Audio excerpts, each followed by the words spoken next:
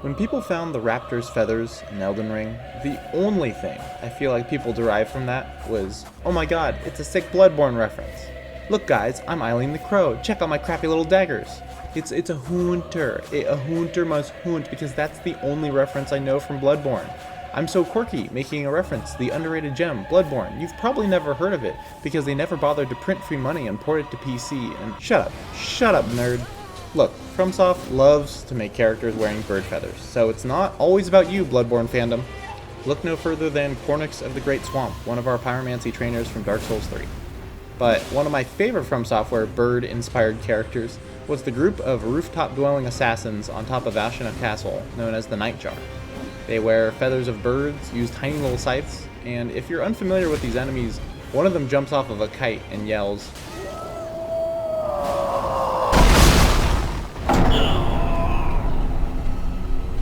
so I recreated that to a degree. I'm wearing the raptor's feathers, I'm using larger scythes instead of smaller scythes, and I'm using this game's version of Mistraven. It's called Raptor of the Mists in this game, but that's so much clunkier to say than Mistraven. And the word raptor makes me think of dinosaurs more than it does birds. So it's Mistraven for now, and I won't hear anything else. So what does this build do? It's entirely based around the very stylish, and actually good, kinda, dual scythes jumping attack. I'm stacking damage from the raptor's feathers, the claw talisman, but not in a gross way with Royal Knight's Resolve on a colossal weapon kind of way.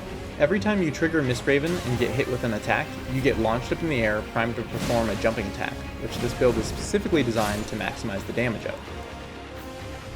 This also isn't a dex build like you might think. It's actually a faith build that deals almost exclusively holy damage.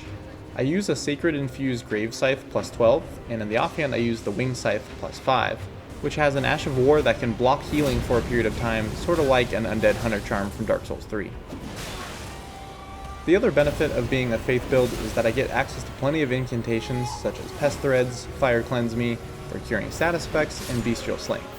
I feel like I have to keep stopping myself in this video and remind you that I'm not trying to be sweaty using certain things like Bestial Sling. It's just for chase downs when my opponents are low on health, and I think nothing says Bird Assassin Man like Pocket Sand to the face. I have no clips of me using Pest Threads except for on a host who is slightly AFK because the incantation is not good in the slightest.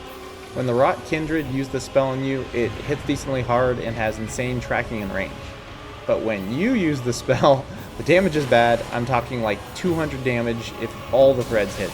The range is too short to chase anyone down with, and it's rather easily strafed too. I'm combing through other incantations to find something else that might work a lot better here. Due to the nature of this build, weapon matchups matter quite a lot, specifically which attacks you should be using Mistraven against. Larger, slower weapons are by far the best matchup against this setup because their attacks are hard to time and the follow-up on them is usually a bit slow, allowing you to land your jumping attack before the next attack hits you. That all being said, faster weapons can also be quite easily countered on this build as well, but the trick is to know when your opponent is going to spam and when they're not. The best time to Mistraven a faster weapon's attack is after a running attack, as your opponent will likely be stuck in some amount of recovery, allowing you to land your mid-air slash. This setup can definitely get into trouble against players who like to spam their weapons though, especially katanas since the bleed buildup happens quicker than you might think. Thank God this isn't Dark Souls 3 where the R1 spam was real on a lot of weapons and seemingly actively encouraged. At least in Elden Ring, almost every weapon has a 5-swing combination on their R1s that prevent the sort of R1 spam we saw in the last game, but there are still plenty of weapons that can just spam your Mistraven right out of the air. So I apologize for gushing about this particular Ash of War so much, but I'm going to continue to do so anyways. Raptors of the Mists is essentially FromSoft giving us another way to counterattack that isn't a guard counter, meaning you don't need a shield to use an opponent's attack against them. And that's something I really love about this Ash of War. It takes a situation where your opponent has all the momentum and turns it around on them, redirecting that aggression and pressure into an attack that they have no choice but to dodge. That redirection is such a valuable tool in an invader's arsenal, since we are constantly under attack from multiple directions. It's a little bit like a parry that you don't have to be as precise with, but looks way more stylish. There is some recovery to Raptors of the Mists. If you perform the Ash too early, you'll just get hit by the attack you're trying to Mistraven. So I'd recommend attacking or rolling out as soon as you realize you whiffed on a Mistraven, as you'll still get one of those nice Scythe or double Scythe crouching attacks.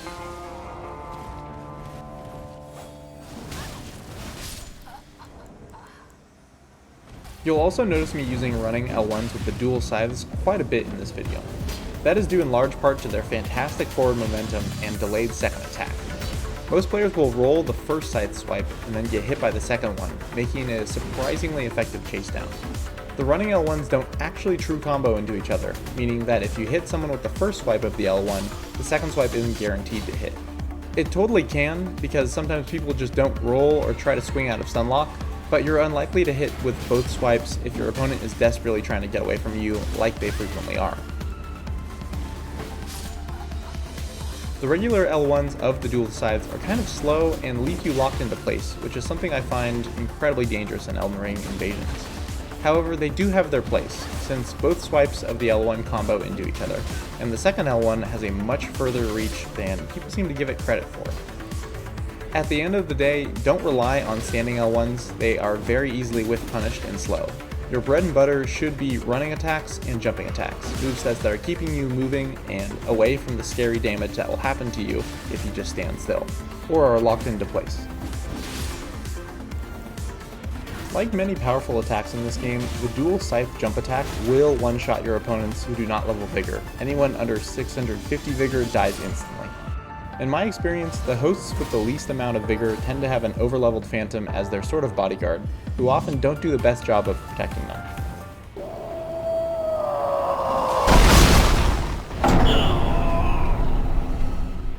The other nice thing about dealing damage with scythes, especially scythes that mostly deal holy damage, is that people who try to turtle up don't really stand a chance. My jump attacks deal around 120 to 200 damage against shields, depending on which kind of shield it is, which makes hiding behind them kinda useless. And oh man, scythes have a unique riposte animation that now sort of makes sense, and it's really cool. Sadly, backstabs in this game are a little harder to pull off and are mostly just a punishment for people who leave themselves wildly exposed, as opposed to slightly exposed like they were in Dark Souls 3. Speaking of Dark Souls 3, since that game we've always complained about getting hit by larger PvE, but in Elden Ring the PvE tends to be a lot more complex than Dark Souls 3. So now we not only have to worry about getting hit, but apparently we can also get grabbed by PvE, which is kinda ridiculous, so watch out for that. Something that isn't specific to this build is its total inability to chase down people who use Bloodhound Step, to the point where I don't even try to chase them down at this point. I just follow closely in order to close the gap when they try to heal. Most Bloodhound Step users tend to be fairly brain dead in the first place, but that doesn't make the Ash of War any less overpowered in its ability to cover ground, but more importantly, the invincibility it gives the user. The reality is that you just have to wait for them to stop Bloodhound stepping and punish their heals as hard as humanly possible. Fortunately, this build is designed to do just that, and jump attacks will do the trick. I've also been playing around with different crystal tiers in my Flask of Physick.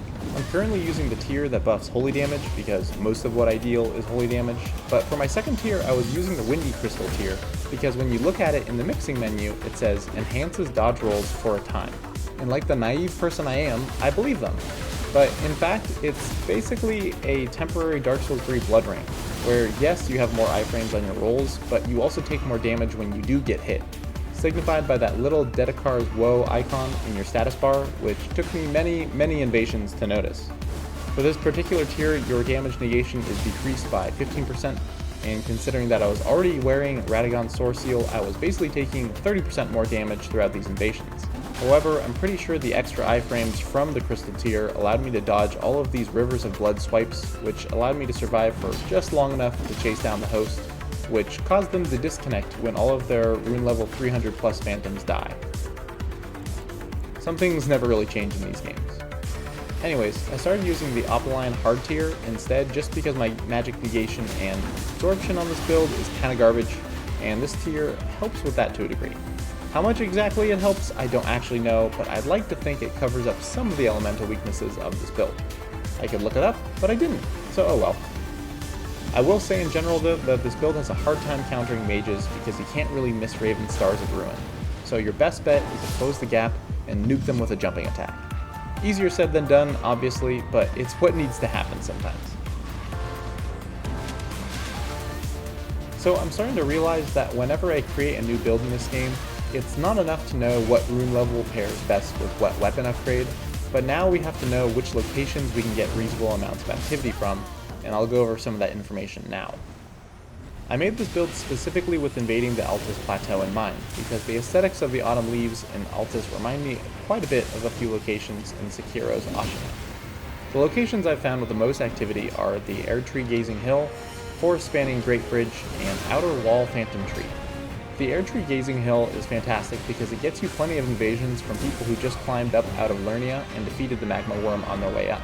You'll get tons of invasions around the discarded coffins, which is not a bad invasion spot at all since you have some decent PvE in the omens and plenty of cover from spells if you need it. Invading from the forest-spanning Great Bridge gets you invasions in that misty valley below, but also gets invasions all throughout the windmills area and the surrounding forests of Altus. Oddly enough, I get very little activity around the Altus Highway Junction and get way more activity from the Outer Wall Phantom Tree, which is the Grace Point just up the road. Although, you should be warned that a ton of these invasions will be you interrupting the Draconic Tree Sentinel boss fight, which can be fun, but most of the time isn't because you end up fighting NPC summon Tragoth, and hosts tend to get flattened or roasted by the beefy Tree Sentinel. If you love invading boss fights, like this is definitely the place for you, but I personally don't really love invading a party with a boss fight active. Initially, I wanted this build to only invade the Altus Plateau, but honestly there simply wasn't enough activity there at 60 plus 12, so I expanded my horizons a bit. I started invading Caelid a lot more, either from the Rotview Balcony or the Dragon Communion Church. Both of these locations tend to cover the vast majority of Caelid, although I still have yet to get any invasions in North Caelid, near where Garank is hanging out, so I might try some locations there in the future as well. Anyways, Rotview Balcony gets tons of invasions around the first Putrid Erdtree Avatar, which is another boss fight that you can invade people fighting. However, there's like 12 of these things throughout the entire map. Like, you just keep fighting the same one with like a tiny little wrinkle in it. So if you're really struggling to fight the Erdtree Avatar by the time you've reached Caelid in this game, let's just say things are going to get a lot rougher for you moving forward. I've heard that invading from the Dragon Communion Church allegedly invades the entirety of Caelid, but I mostly tend to get invasions all along that highway patrolled by the Kindreds of Rot. It's fine, it's not bad, but it's just fine. Oddly enough, I find the meanest ganks along this highway. I do not know why, maybe it's a lot of the flat ground and the enemies are really hard to kill, but that's just my experience with it. As you guys might know about me, or I might have said before, I love invading Legacy dungeons. And while Redmane Castle is probably one of the weaker Legacy dungeons in my opinion, it's still a great place to invade due to the amount of ledges and corridors that there are to work around in an invasion.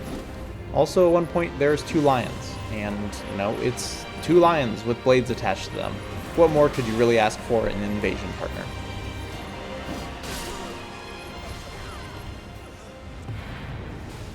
So yeah, that's my Nightjar build. I think that the only thing I'm missing on this build are probably a set of Sacred Infused Katanas with Raptors of the Mists on them, but I'm in no rush to get to those since the Scythes are pretty underrated at the moment, and probably will be forever if I had to guess. Going forward, I might just start putting Raptor of the Mists on several other builds, especially Colossal Swords or fast paired swords. I think the next build I want to start to work on is a sort of low-level Banish Knight build that invades Stormveil, and I have a couple of ideas of how to do that, so stay tuned in the future. While making this video, I collected just clips upon clips of me obliterating people with these Scythe jumping attacks, so I'm going to let the rest of these play here as the video ends. Well, that's all for me guys, thanks for watching, and I'll see you in the next one.